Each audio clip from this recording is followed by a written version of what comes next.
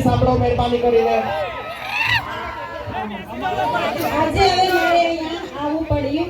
આપણે બધા જાણીએ છીએ આપણા લોક લાડીલા ધારાસભ્ય ચૈતર વસાવા આપણી વચ્ચે,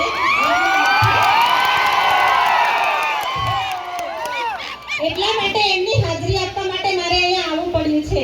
આપણે બધા જાણીએ છીએ શું થઈ રહ્યું છે, એટલે એટલા માટે મારે હાજરી આપવા માટે આવવું પડ્યું, કેમ કે આપણે વસાવા સમાજનો પ્રોગ્રામ છે, આપણે વસાવા કહેવાય છે, એટલે આપણે અહીંયા આવવું પડ્યું। લોકોને એમ ના થવું જોઈએ કે ધારાસભ્ય નથી તો કોઈ નથી આવ્યું, આવું ના લાગવું જોઈએ, એટલા માટે મેં અહીંયા હાજરી આપી છે। બધા અમારા યુવાન મિત્રોને લોક લાડીલા ધારાસભ્યની બહુ ચિંતા છે અને લોકો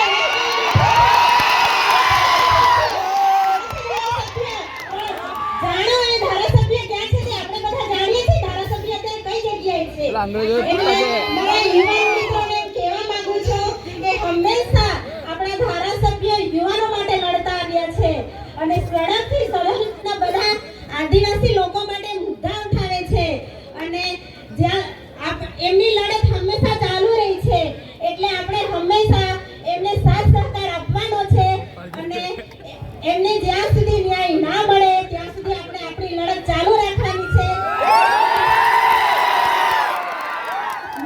મને વિશ્વાસ છે તમામ વસાવા લોકો પર કે તમે મારા પરિવારને જે અત્યારે દુઃખ આવી પડેલું છે એમાં સહભાગી બનશો એવું મને આશા છે।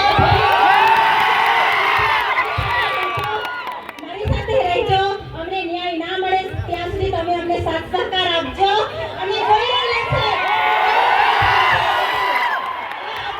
આપણા નાના માણસ ગરીબ લોકોના મુદ્દા ઉઠાવે છે અને નાના માણસનું પણ કામ કરે છે, આપણા શિક્ષિત યુવાન અત્યારે બેરોજગાર છે એમના માટે બધા મુદ્દા ઉઠાવે છે, એટલે આપણે ચૈતરભાઈને સાથ આપીશું, સહકાર આપીશું।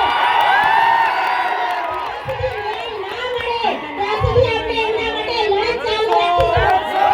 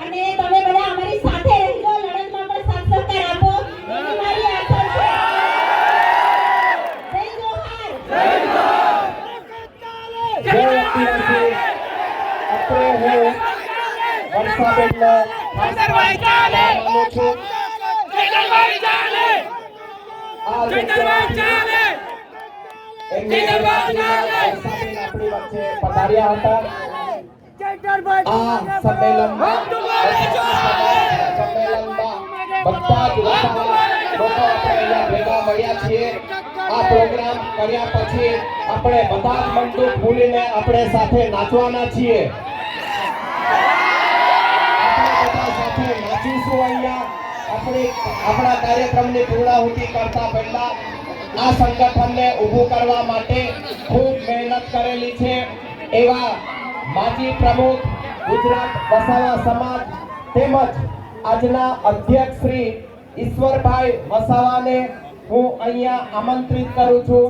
ઈશ્વરભાઈ વસાવા અધ્યક્ષ શ્રી આજના સંમેલનના તેમજ સમસ્ત વસાવા સમાજ સ્વાભિમાન સંમેલન અને અત્યાર સુધી વસાવા સમાજને એમની નેતાગીરી હેઠળ સાચવી રાખેલું છે, તો એમને હું છેલ્લે આમંત્રણ આપું છું, આપ સ્ટેજ પર પધારશો અને આ સમાજને તમે આશીર્વચન આપશો।